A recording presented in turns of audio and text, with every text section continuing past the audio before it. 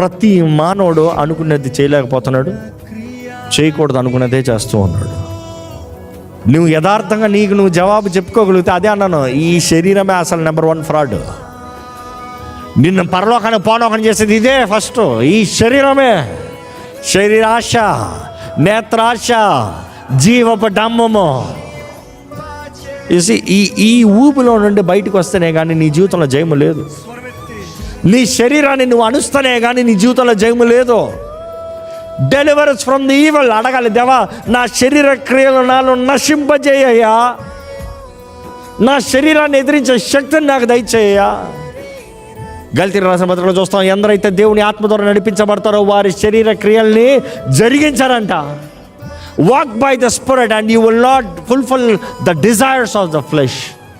దేవుని ఆత్మ ద్వారా నడిపించబడు, శరీర క్రియల్ని నెరవేర్చవు.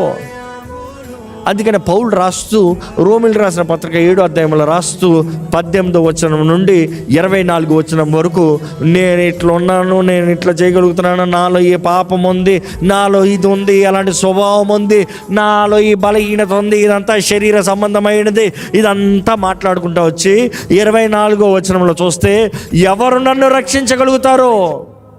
What a wretched man that I am! Who will rescue me from this body that is subjected to death? ఈ శరీరం నన్ను ఎవరు రక్షిస్తారు?